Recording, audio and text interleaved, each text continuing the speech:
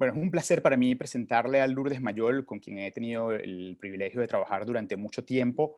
Y Lourdes, además de conocerla hace mucho rato, no, ella, cuando yo la conocí no corría y en los últimos años se ha dedicado a correr y estaba a punto de hacer uno de, creo que era su cuarto o quinto major este mes en la ciudad de Londres. Y bueno, por todo el tema que sabemos del virus este horrible, han suspendido la carrera, pero se ha apasionado del running de una manera increíble. Siempre digo que esto es un virus que nos ataca, ¿no? Un virus bueno.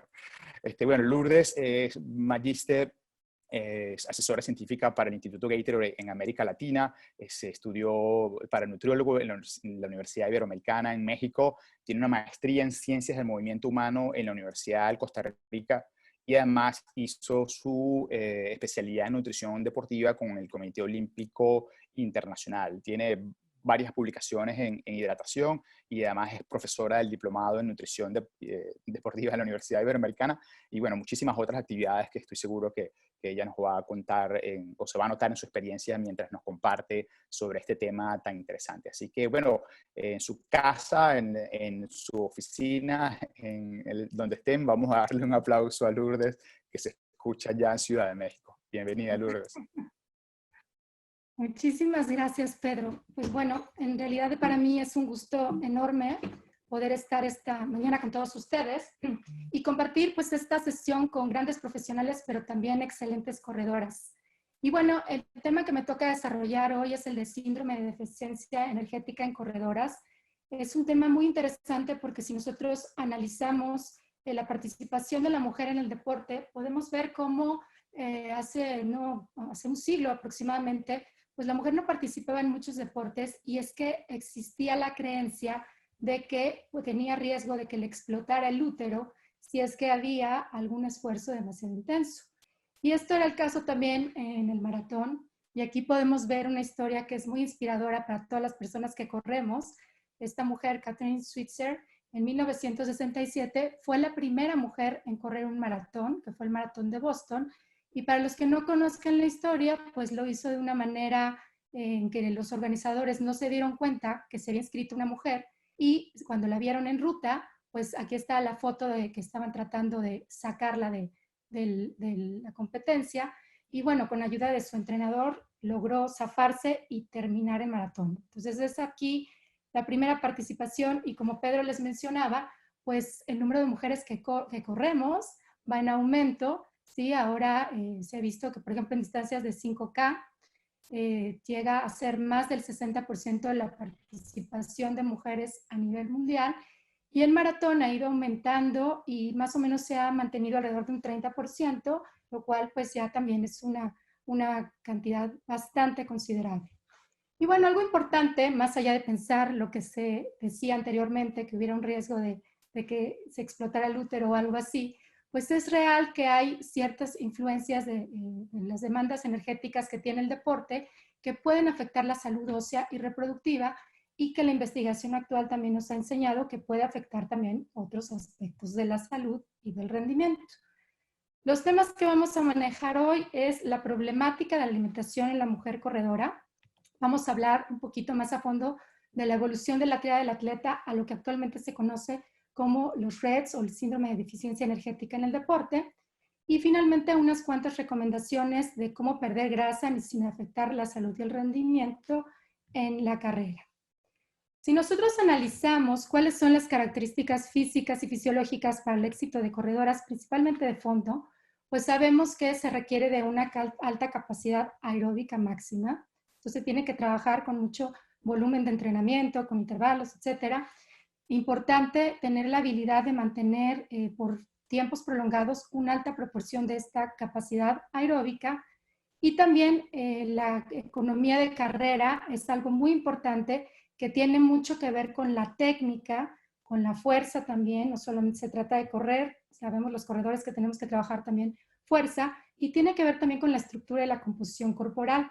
Por ejemplo, ustedes ven aquí a Paula Radcliffe, que fue récord de maratón durante aproximadamente 16 años. El año pasado rompieron este récord, pero pueden ver básicamente que su composición corporal es muy magra, con muy poca grasa, tienen tendencia también a tener bajo peso y en corredoras elite pues hay un bajo porcentaje de grasa, sobre todo en piernas.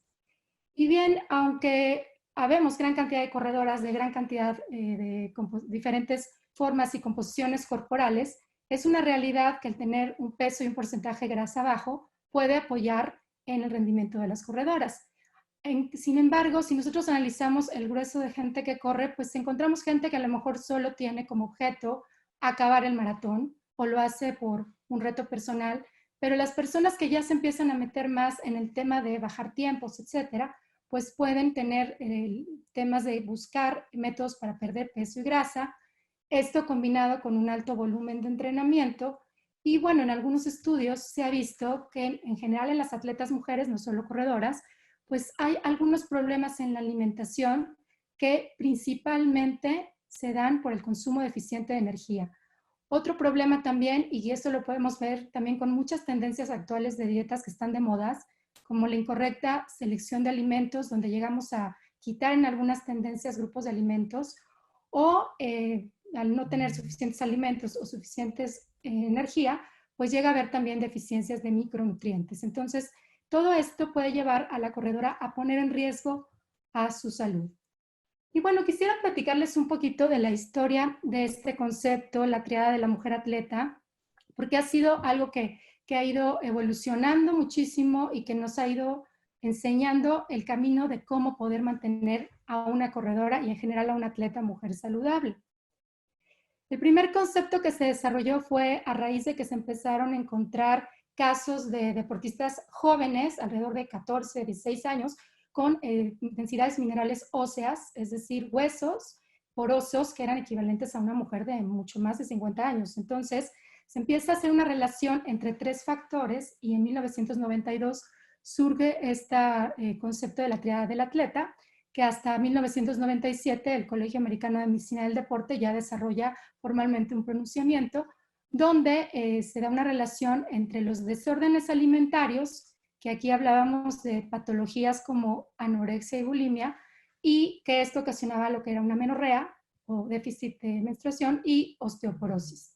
Este concepto, se empezó a manejar, se empezaron a estudiar muchas cosas y bueno, se empezó a asociar también, por ejemplo, la composición corporal. Me acuerdo que cuando empecé a trabajar con gimnastas, era frecuente que hablaran de que el porcentaje de grasa bajo era la causa por la cual una persona, una mujer, tenía amenorrea o dejaba de menstruar.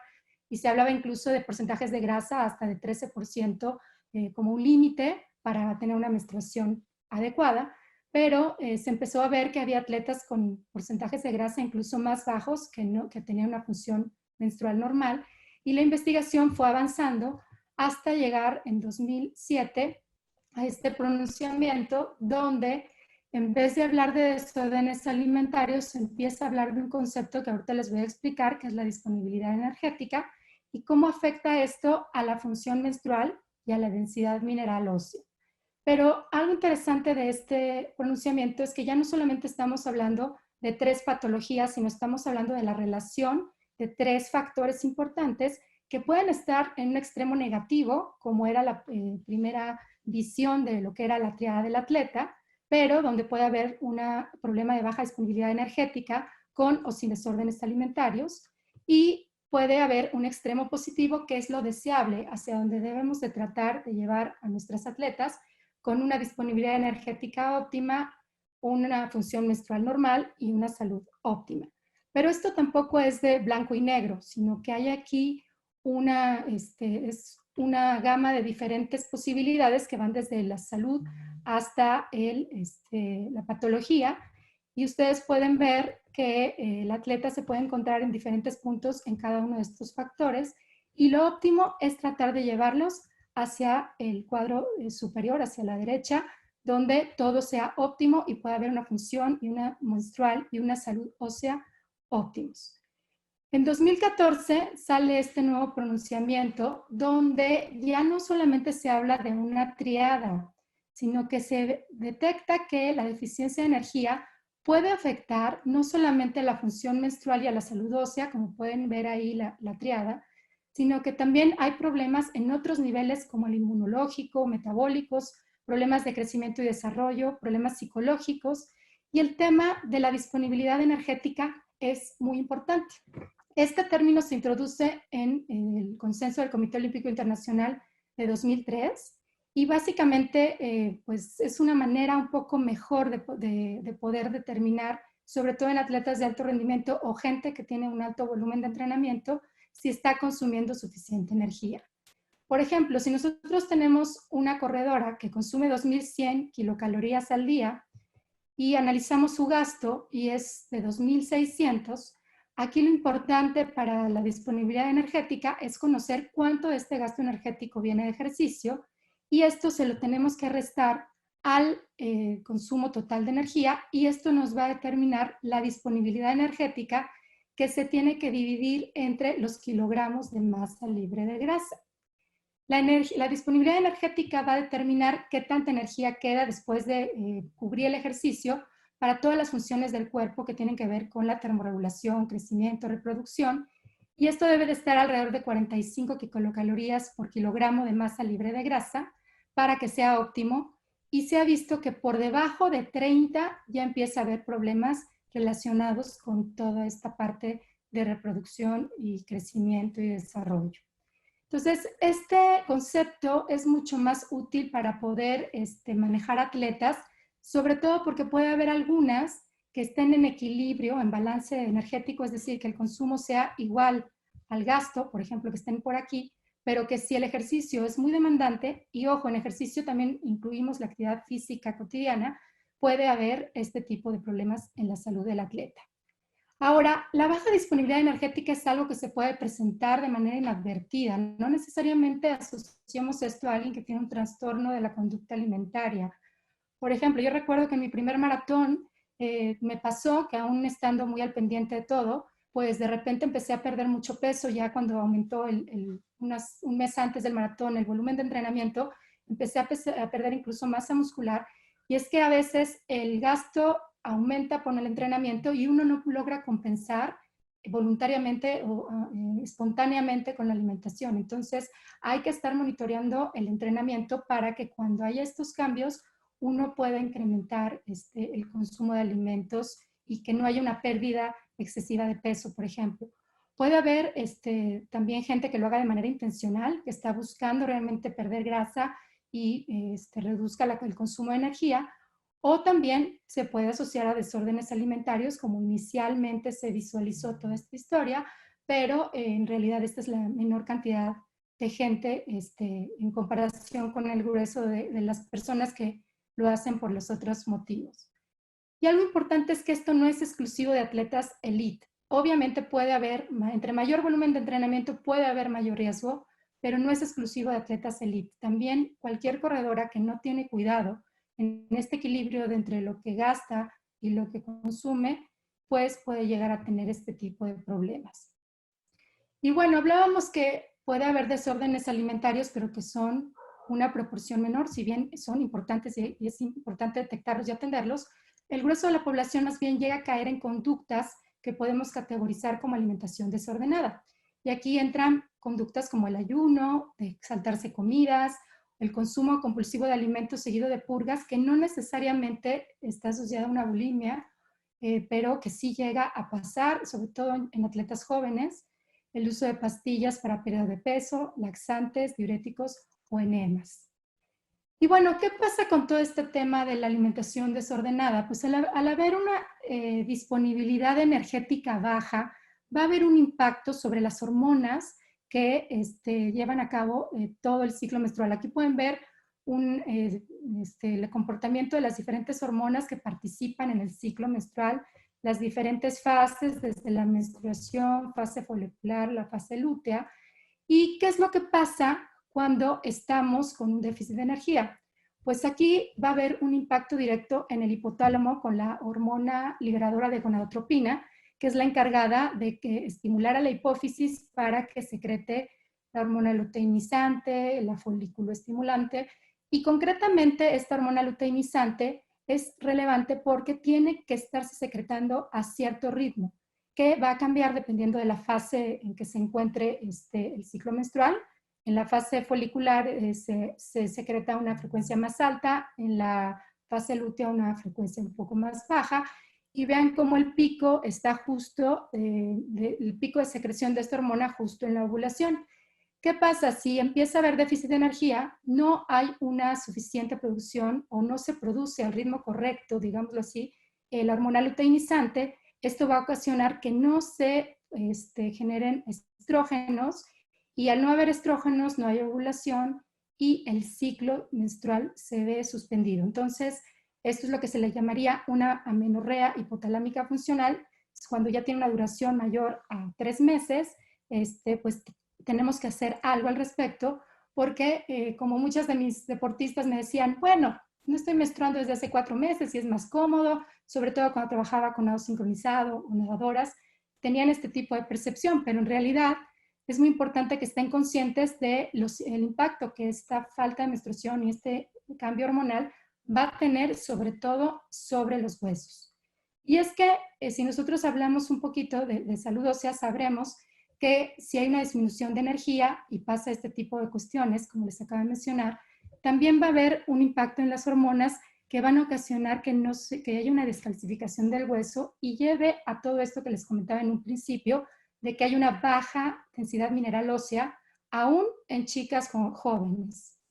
Y bueno, no solamente es importante la energía, sino si restringimos las calorías, también restringimos el aporte de nutrimentos. Y cuando hablamos de nutrimentos y hueso, generalmente todos pensamos en calcio. Pero, aunque el calcio es muy relevante y muy importante en el hueso, vean la cantidad de nutrimentos que tienen roles importantes para que tenga una buena salud ósea. Algunos tienen una función estructural, como por ejemplo la proteína, que es la matriz donde se acumula los minerales como el calcio, el fósforo. Otros tienen funciones más de regulación, como sería la vitamina D. Pero ojo, no solamente son estos nutrimentos los que tienen que ver con la salud de los huesos, sino todos estos que ven por acá, que tienen roles más indirectos, ya sea sobre los primeros que les mencioné, o también alguna función que ayude a la formación del hueso. Entonces, la verdad es que para tener una salud ósea, aparte de poder consumir suficiente energía, pues hay que tener un consumo adecuado de estos nutrimentos. Y bueno, en atletas, pues volvemos a ver el tema de baja disponibilidad energética, que es algo que puede afectar, pero no solo la energía, vean también la baja disponibilidad de carbohidratos, el consumo de proteína que asociamos mucho con la reparación del músculo, pero también tiene que ver con la reparación del hueso, la vitamina D y las pérdidas en sudor de calcio, que aunque son muy pequeñitas, ya en ciertos deportes muy, muy prolongados, la baja de calcio en sangre pudiera desencadenar respuestas hormonales que ocasionaran también una eliminación de calcio del hueso. Y bueno, los quiero invitar, si están interesados en este tema de salud ósea, a consultar este artículo que acabamos de traducir al español. Está ya en nuestro website, como les platicaba Pedro. Entren ahí a la sección de Sports Science Exchange, el 201, para que puedan tener más información de todo este tema que es muy interesante de la salud ósea. Y bueno, en 2018 se hizo una actualización del consenso de 2014, donde se habla de este tema de los REDS. Y algo que se me hace importante en esta actualización, pues se discute un poco la dificultad que hay a veces para poder evaluar los aspectos que tenemos que tomar en cuenta para determinar la disponibilidad energética. Se habla también un poco desde el 2014 de que este tema no solo es de mujeres, sino que también puede haber problemas en los hombres, en todos los niveles que acabamos de mencionar. Obviamente ahí no hay una función menstrual, pero también puede haber un impacto en los huesos cuando hay un déficit importante de energía. No es tan frecuente, pero también se empiezan a encontrar datos de la situación en hombres. Y bien, otra cosa importante es que se habla también de los beneficios, perdón, del impacto sobre el rendimiento. Y quiero que vean este esquema porque es importante entender cómo la corredora empieza a consumir menos energía en la búsqueda de tener una mejor composición corporal y rendir mejor en el ejercicio, pero al final, si esta pérdida de grasa no es la adecuada o no está bien asesorada, podemos llegar a presentar REDS y lo primero que vamos a tener es un aumento en el riesgo de lesión. Ya vimos que si hay problemas de tipo óseo, pues podemos tener hasta fracturas. También se ha visto que hay una disminución de la respuesta al entrenamiento. disminuye el rendimiento en el ejercicio de resistencia, disminuye la fuerza muscular, también disminuyen los almacenes de glucógeno y entonces no habría suficiente sustrato energético para sostener, por ejemplo, un maratón. Y algunos otros factores psicológicos como depresión, irritabilidad, disminuye concentración, que también pueden alterar el rendimiento. Entonces, hay que buscar tener esta meta de mejorar una composición corporal con cautela y estar bien asesorados para que no dejemos de comer y lleguemos a este tipo de cosas. Y bueno, ¿en cuánto tiempo se puede recuperar? Pues pueden ser de días a semanas si se trata de recuperar la alimentación, pero es importante mantenerlo. La función menstrual son meses, alrededor de 3 a 4 meses, si ya la disponibilidad energética se mantuvo, se puede restaurar, pero el tema del hueso puede llevar hasta años o incluso ya no recuperarse. Entonces hay que tener mucho cuidado cuando detectamos atletas con estos problemas.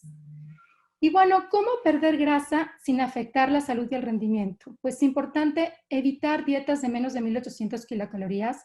Aunque esto es personalizado, es importante que no se consuma más de esto. Hay que cubrir necesidades de macronutrientes. Ya vimos que los carbohidratos también tienen un rol importante en la salud ósea, por ejemplo. La periodización, que puede ser de acuerdo al macrociclo semanalmente, o yo diría que hasta diariamente. Por ejemplo, cuando van a hacer distancias, si están en un programa de control de peso, aumentar unas 300 calorías, que pueden ser los mismos productos que utilizamos durante la distancia, para que ese día se cubra la demanda aumentada en comparación con el resto de la semana. Cuidar estrategias de alimentación en competencia, respetar horarios de sueño y muy importante, educar a las corredoras porque en realidad muchas no están conscientes de esta situación. Es importante, tanto entrenadores como nutriólogos, estar haciendo cuestionamientos acerca de su menstruación, cómo va con su periodo menstrual y el uso de aplicaciones, que aquí les pongo algunos ejemplos, que también las pueden ayudar a llevar un mejor control y que a la hora de tener consulta puedan tener un mejor feedback con los especialistas que los atienden. Y bueno, pues muchísimas gracias por haberme escuchado esta mañana. Aquí les dejo una foto con todas mis compañeras que van a presentar el día de hoy, todas en competencia. Y bueno, tomen en cuenta todo esto para hacer del running una experiencia agradable para todas las mujeres. Muchas gracias.